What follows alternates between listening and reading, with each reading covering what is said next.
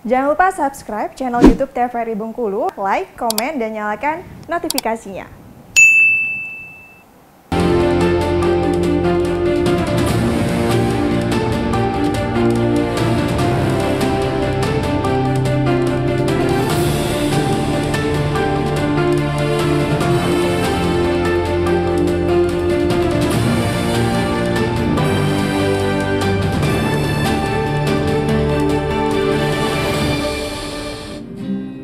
Terima kasih Anda masih bersama kami dalam acara Berendo dengan tema kita yaitu antisipasi kekerasan perempuan dan juga anak. Ibu Susi dan juga Mbak Fani mungkin bisa diinformasikan kepada teman-teman mungkin sebagai korban mungkin ya yang selama ini sudah mengalami kekerasan sejauh ini. Sebenarnya tindakan apa sih yang harusnya kita lakukan seperti itu, Bu Susi? Oke, kalau sebagai korban, nah ini ada lagi kasus yang kita belum bahas ya, kasus kekerasan berbasis online. Oh ya, KBGO. Nah, KBGO atau kalau di Undang-Undang TPKS itu ada satu lagi bentuk kekerasan, yaitu kasus kekerasan seksual berbasis elektronik. Iya. Nah, ini juga agak beda-beda. Karena kalau misalnya korban KSBE itu kan selagi dia nggak lapor, maka kita nggak akan pernah tahu bahwa dia korban. Betul. Jadi antisipasinya adalah bagaimana kita mengedukasi anak-anak atau orang-orang yang kalau terpapar atau menjadi korban dari gadget yang dia pegang, maka yang kita harus pastikan adalah dorong mereka untuk speak up atau bicara pada orang lain, kemudian mencari bantuan, dan jangan lupa untuk men-screenshot semua bukti.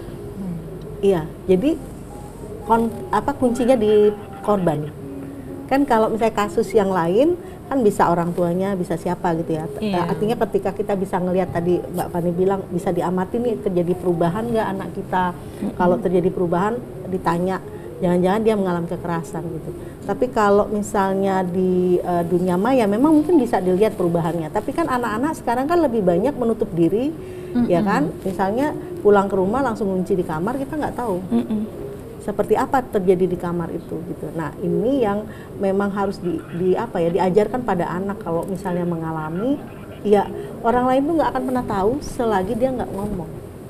Maka dia harus didorong untuk apapun yang terjadi yang membuat dia tidak nyaman dari konteks atau terkoneksinya dia dengan dunia maya itu, maka dia harus berani ngomong dan dia harus yang menyimpan semua dokumen. Jadi kalau misalnya dia hapus-hapus ya susah kan, nggak ada bukti lagi. Karena sekarang sudah berbasis digital ya. Iya, makanya kekerasan pun bisa terjadi dari sistem digital. Jadi antisipasinya itu tadi edukasi. Jadi edukasinya itu pada bukan calon korban, pokoknya kita harus berpikiran bahwa semua kita berpotensi menjadi korban dan semua kita berpotensi menjadi pelaku. Maka mitigasinya adalah mitigasi untuk tidak menjadi korban dan mitigasi untuk tidak menjadi pelaku.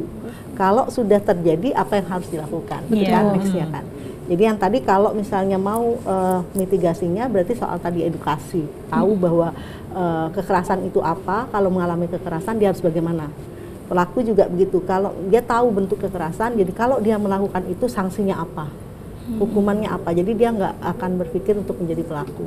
Kemudian kalau sudah terjadi, maka yang dilakukan adalah kalau dia terjadi di dunia online, maka semua arsip dokumen harus dia screenshot, harus dia simpan atau dia backup. Kemudian kalau dia bukan dunia maya, maka harus bukti-bukti juga tetap harus dikumpulin ya, tapi dia harus bisa melaporkan ke orang tuanya, kemudian bersama-sama bisa ke lembaga layanan kalau misalnya itu dibutuhkan. Dan KSBE juga agak berbeda karena dia kan ada kebutuhan lain untuk penghapusan konten, ya. Kemudian dan penghapusan konten dan penghilangan penghilangan jejaknya, jejak digitalnya dihapus. Nah itu kan harus dihapus, dilapor kemana? Misalnya ke aplikasi atau platform digital yang men-share foto kah, dokumen kah, atau dia sampai harus kemana gitu. Itu yang harus dilakukan sih. Oke, kalau dari Mbak Fani sendiri melihat kondisi sekarang, sebenarnya antisipasi apa sih yang harus kita lakukan, apalagi sebagai korban ataupun yang melihat langsung kejadian? Baik, kalau untuk banyak yang bisa kita lakukan sebagai antisipasi. Mungkin tadi sempat saya share juga untuk kekerasan terhadap anak atau kekerasan seksual yang makin sering terjadi. Harus yang pertama, pendidikan seks sejak usia dini itu harus memang diberikan dari mulai anak itu TK. Anak bagian tubuh mana sih yang boleh dan tidak boleh disentuh oleh orang lain. Bahkan orang tuanya pun kalau mau menyentuh juga harus permisi dulu. Itu sebenarnya hal sederhana. Ketika kita mau gantikan baju anak kita permisi dulu. Karena mengajarkan ke anak bahwa itu tubuhmu milikmu. Ya, jadi jangan mau diberlakukan atau dipegang, diraba oleh orang yang tidak kamu kenal. Nah, itu pendidikan seks sejak dini perlu sekali diberikan. Kemudian mulailah kepada orang tua diajarkan untuk ada kesetaraan gender di rumah gitu. Misalnya contohnya gini, melihat hal-hal yang ayah untuk mengerjakan pekerjaan rumah tangga itu biasa gitu, tidak selalu harus ibunya gitu ya. Hal-hal seperti itu akan menumbuhkan anak-anak yang sadar akan tanggung jawab dan peran yang sama gitu kan. Nah, kemudian hal yang bisa juga dilakukan untuk kita sebagai mungkin ada orang terdekat kita atau misalnya ada orang yang datang ke kita menyampaikan bahwa dia adalah korban dari kekerasan. Ada 3 yang bisa kita lakukan. Disingkat itu LDR. Kita lihat dulu kondisi fisiknya bagaimana, keadaannya, apakah dia butuh rujukan langsung ke rumah sakit dan lain sebagainya. Kemudian dengar, kita dengarkan ceritanya dulu. Jangan terus kita menghakimi, salahnya kamu, kenapa kamu pakai baju seksi, kenapa kamu keluar malam-malam dan lain sebagainya. Ya, menghakimi, kita dengar dulu kisahnya. Kemudian kita rujuk. Seandainya memang kita merasa kita kurang mampu, ya kan, untuk mendampingi penyintas ini, rujuk ke lembaga-lembaga terkait. Lembaga-lembaga bantuan itu kan ada lembaga konseling psikologis, kemudian ada lembaga bantuan hukum, ada juga rumah aman ya, ada juga rumah sakit juga untuk layanan medisnya. Jadi kita tahu harus kemana ketika kita berhadapan dengan korban atau penyintas kekerasan ini. Iya, intinya harus berani melapor ya. Harus memang kita menjadi korban ataupun dari orang lain seperti itu, karena kita saling care gitu ya, dan juga mengantisipasi untuk kekerasan anak dan juga perempuan ini meningkat di Provinsi Bengkulu. Terima kasih Mbak Fani dan juga Ibu Mungkin Susi. satu lagi. Oke.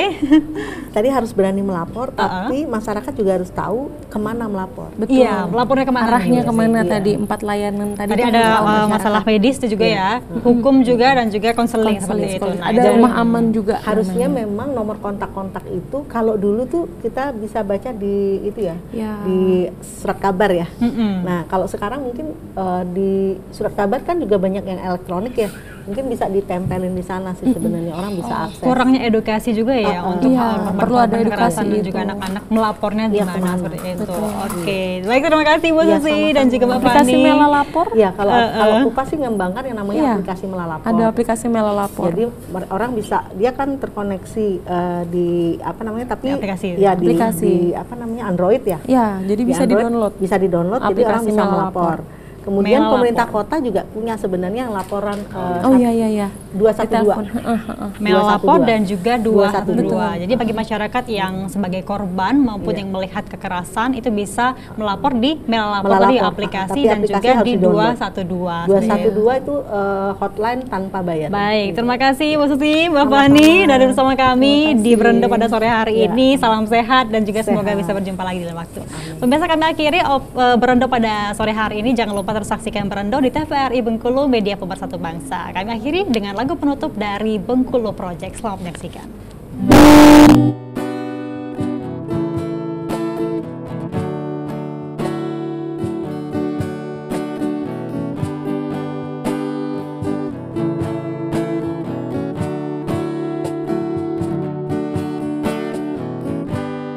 Dia sepi di sini,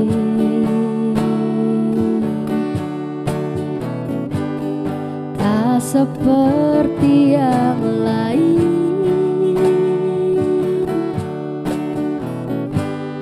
Walau sudah takdirnya